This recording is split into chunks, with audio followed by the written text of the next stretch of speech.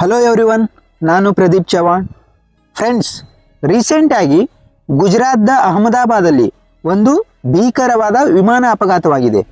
ಇದು ಒಂದು ಭಾರತದ ಇತಿಹಾಸದಲ್ಲೇ ಡೆಡ್ಲಿಯೆಸ್ಟ್ ಪ್ಲೇನ್ ಕ್ರ್ಯಾಶ್ ಅಂತ ಕೂಡ ಹೇಳ್ಬೋದು. ಈ ಒಂದು ಪ್ಲೇನ್ ಏರ್ ಇಂಡಿಯಾ ಕಂಪ್ನಿದಾಗಿರುತ್ತೆ. ಇದನ್ನು ರೆಡಿ ಮಾಡಿದ ಕಂಪ್ನಿ ಯಾವುದಪ್ಪ ಅಂದರೆ ಅದು ಅಮೇರಿಕಾದ ಬೋಯಿಂಗ್ ಕಂಪನಿ. ಇದರ ಹೆಸರು air India Boeing 787 dream linear ಅಂತ. ಈ ಒಂದು ಫ್ಲೈಟ್ ಗುಜರಾತ್ದ ಅಹಮದಾಬಾದ್ ಏರ್ಪೋರ್ಟ್ನಿಂದ ಲಂಡನ್ಗೆ ಹೋಗಬೇಕಾಗಿರುತ್ತೆ, UK ಗೆ. ಬೇಸಿಕ್ಲಿ ಫ್ಲೈಟ್ ಲಾಂಗ್ ಜರ್ನಿ ಇತ್ತಪ್ಪ ಅಂದ್ರೆ ಫ್ಯೂಲ್ ಜಾಸ್ತಿನೇ ಕ್ಯಾರಿ ಮಾಡಬೇಕಾಗತ್ತೆ, ಫ್ಲೈಟ್ಲಿ ಸ್ಟೋರ್ ಮಾಡಬೇಕಾಗತ್ತೆ. ಸೊ ಈ ಒಂದು ಫ್ಲೈಟ್ಲಿ ಕೂಡ ಫ್ಯೂಲ್ ಜಾಸ್ತಿನೇ ಕ್ಯಾರಿ ಮಾಡಿದರು, ಅದಕ್ಕೆ ಸ್ಪೋರ್ಟ್ ಕೂಡ ಭಯಂಕರ ಆಗಿರುತ್ತೆ.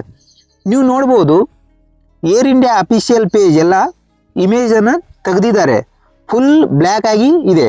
ಇದು ಭಾರತ ದೇಶದಲ್ಲಿ ಒಂದು ಬ್ಲ್ಯಾಕ್ ಡೇ ಅಂತ ಕೂಡ ಹೇಳ್ಬೋದು. Air India officially passenger nationality confirm ಮಾಡಿದ್ದಾರೆ. ಇದರಲ್ಲಿ 169 ಇಂಡಿಯನ್ ನ್ಯಾಷನಲ್ಸ್ ಇರ್ತಾರೆ, 53 ಬ್ರಿಟಿಷ್ ಜನರು ಇದರಲ್ಲಿ ಇರ್ತಾರೆ, ಒಬ್ಬರು ಕೆನಡಾದವರು ಮತ್ತು 7 ಜನ ಪೋರ್ಚುಗೀಸ್ ಜನರು ಇದರಲ್ಲಿ ಇರ್ತಾರೆ.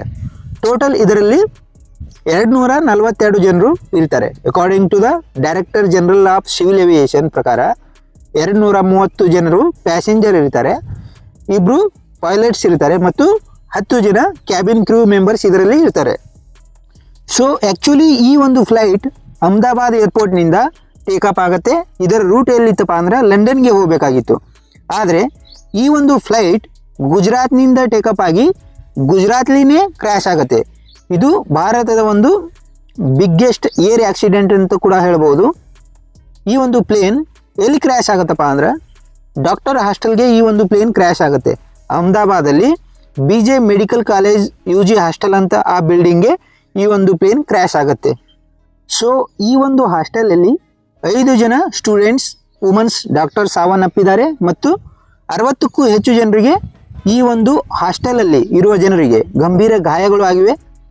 ಈ ಒಂದು ಫ್ಲೈಟ್ಲಿ ಗುಜರಾತ್ದ ex chief minister Vijay Rupani ಅವರು ಕೂಡ ಇದ್ದರು. ಗುಜರಾತ್ದ ಮಾಜಿ ಮುಖ್ಯಮಂತ್ರಿ ಇವರು ವಿಜಯ್ ರೂಪಾನಿ ಅವರು ಸೇರಿದಂತೆ 241 ಮಂದಿ ಏರ್ ಇಂಡಿಯಾ ವಿಮಾನ ಅಪಘಾತದಲ್ಲಿ ಸಾವನ್ನಪ್ಪಿದ್ದಾರೆ. ಇಡೀ ಫ್ಲೈಟ್ಲಿ ಒಬ್ಬರು ಜೀವಂತಾಗಿ ಉಳಿದಿದ್ದಾರೆ, ಅವರು ವಿಶ್ವಾಸ್ ಕುಮಾರ್ ರಮೇಶ್ ಅಂತ. ಒಟ್ಟಾರೆಯಾಗಿ ಈ ಒಂದು ಅಹಮದಾಬಾದ್ ಲಂಡನ್ ಫ್ಲೈಟ್ ಕ್ರ್ಯಾಶ್ನಿಂದ ಈ ಪ್ಲೇನ್ಲಿ ಮತ್ತು ಹಾಸ್ಟೆಲ್ ಸೇರಿ ಟೋಟಲ್ 265 ಜನರು ಸಾವನ್ನಪ್ಪಿದ್ದಾರೆ ನ್ಯೂಸ್ ಪ್ರಕಾರ. ಈ ಥರ ಒಂದು ದುರಂತ ಮುಂದೆ ಎಂದಿಗೂ ಆಗಲಾರ್ದಂಗೆ ಪ್ಲೇನ್ ಸೇಫ್ಟಿ ಕಡೆ ನಾವು ಗಮನ ಹರಿಸಬೇಕಾಗತ್ತೆ. ಈ ಒಂದು ಪ್ಲೇನ್ಲಿ ಬ್ಲ್ಯಾಕ್ ಬಾಕ್ಸ್ ಅಂತ ಇರುತ್ತೆ ಸಣ್ಣದೊಂದು, ಅದನ್ನು ಸ್ಟಡಿ ಮಾಡಬೇಕಾಗತ್ತೆ. ಯಾಕೆ ಆಕ್ಸಿಡೆಂಟ್ ಆಯಿತು ಅದರ ಡೀಟೇಲ್ಸ್ ಇನ್ಫಾರ್ಮೇಷನ್ ಈ ಒಂದು ಬ್ಲ್ಯಾಕ್ ಬಾಕ್ಸಲ್ಲಿ ಇರುತ್ತೆ, ಅದನ್ನು ನಾವು ಸ್ಟಡಿ ಮಾಡಬೇಕಾಗತ್ತೆ. ಸೊ ಈ ಒಂದು ಅಮೇರಿಕಾದ ಬೋಯಿಂಗ್ ಪ್ಲೇನ್ ಏನಿದೆ ಇದು ಬ್ಯಾಕ್ ಟು ಬ್ಯಾಕ್ ಕ್ರ್ಯಾಶ್ ಆಗ್ತಿದೆ. ಸೊ ರೀಸೆಂಟಾಗಿ ಸೌತ್ ಕೊರಿಯಲ್ಲಿ ಕೂಡ ಇದೇ ರೀತಿ ಬೋಯಿಂಗ್ ಪ್ಲೇನ್ ಕ್ರ್ಯಾಶ್ ಆಗಿತ್ತು.